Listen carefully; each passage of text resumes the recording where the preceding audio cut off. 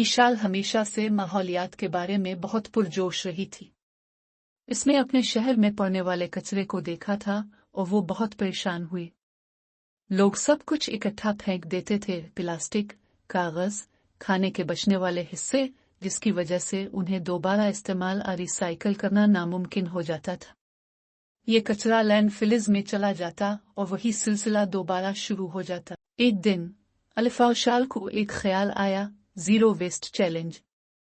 वो चाहती थी कि अपने शहर के लोगों को ये सिखाए कि कचरे को मुख्तलिफ अक़साम में कैसे तकसीम किया जाए, नामियाती कचरा, रिसाइकल करने वाला कचरा और अमूमी कचरा। ये सादा अमल कचरे को रिसाइकल, कंपोस्ट और दोबारा इस्तेमाल के काबिल बनाता। ईशाल ने अपने महल्ले के लोगों को कचरे की तकसीम की अहमियत के बारे में आगाह करना शुरू किया।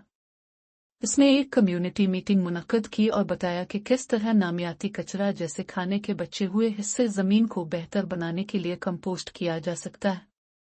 रिसाइकल होने वाला कचरा जैसे कागज़ और प्लास्टिक रिसाइकलिंग सेंटर्स भेजे जा सकते हैं, जहां उन्हें नए मसनूआत में तब्दील किया जा सकता है। ईशाल ने एक सादा सिस्टम बनाया जिसमें 3 रंगों के कूड़ेदान शामिल थे, सब्ज कंपोस्ट के लिए, नीला रिसाइकल के लिए और काला अमूमी कचरे के लिए। उसने ये कूड़ेदान खानदानों में तकसीम किए, पोस्टर लगाए और इस अमल को समझाने के लिए पम्फलेट तकसीम किए। ईशाल ने खानदानों के साथ मुलाकातें की, उनके सवालात के जवाबात दिए और सफाई के दिनों का इनेकाद किया। आहिस्ता आहिस्ता सड़कें साफ हो गई, बागात खुशहाल होने लगे और लैंडफिल में कम कचरा जाने लगा। एक मुतासिर कुन कामयाबी की कहानी बुजुर्ग हमसाया मिस्टर अली की थी, जो कभी भी कचरा अलग नहीं करते थे। अलिफाशाल की वजाहत के बाद उन्होंने अपने खाने के बच जाने वाले हिस्से कंपोस्ट करना शुरू कर दिए और चंद महीनों में उनका बाग ताज़ा सब्जियों से भर गया। ये पहल सिर्फ एक महल्ले तक महदूद न रही। अलिफाशाल की कोशिशों को मकामी अखबार में शाये किया गया और जल्द ही दूसरे महल्ले भी इस आइडिया को अपना रहे थे।